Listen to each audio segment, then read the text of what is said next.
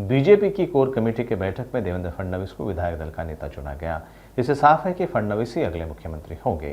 फडणवीस का मुख्यमंत्री पद का रास्ता साफ होने के बाद बीजेपी की ओर से प्रतिक्रियाओं का दौर जारी है। इसी कड़ी में सदाभाऊ खोत की प्रतिक्रिया सामने आई है। इस दौरान खोत ने एनसीपी प्रमुख शरद पवार पर निशाना साधा। समाजाचा तारणहार शेतकऱ्यांचा योद्धा आणि जलनायक आणि बहुजन समाजाला बरोबर घेऊन जाणारा, खेड्यापाड्यातल्या जनतेला बरोबर घेऊन जाणारं नेतृत्व आता मुख्यमंत्री म्हणून या महाराष्ट्राला लाभत आहे।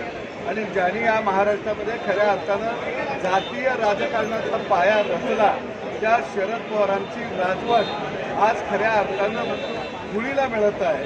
ती राजवट आज त्यांच्या डोळ्यात देखत सोन्याची लंका रावणाची जळावी तशी त्यांची जळायला लागलेली आहे। हा संपूर्ण महाराष्ट्र पाहत आहे आणि खऱ्या अर्थानं देवेंद्रजींच्या नेतृत्वामध्ये या महाराष्ट्रामध्ये परत एक वेळा रामराज्याला सुरुवात होत आहे। याचा आनंद मला आणि गावगाड्यातल्या प्रत्येक शेतकऱ्याला, शेताभातात राबणाऱ्या माणसाला। सदाभाऊ खोत आणि गोपीचंद पडळकर गोडगोळीमधून कोणाला मंत्रिपदाची लाटणी लागेल असं वाटतंय तुम्हाला? आम्ही खऱ्या अर्थानं देवेंद्र फडणवीसचा शिपाई म्हणून मैदानामध्ये आम्ही लढत होतो, सैनिक म्हणून आम्ही लढत होतो।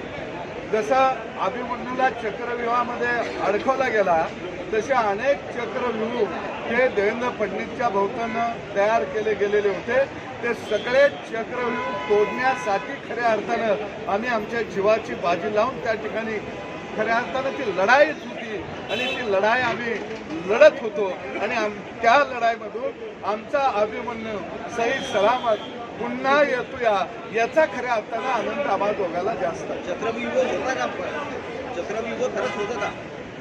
चक्रव्यूह स्वकीयांचे होते, परकीयांचे होते, शेवटच्या क्षणापर्यंत होते आणि याचा अर्थ की गावगाड्यातली आमच्यासारखी साधी वादी माणसं यांचा आशीर्वाद खऱ्या अर्थानं देवेंद्रजींच्या पाठीशी होता।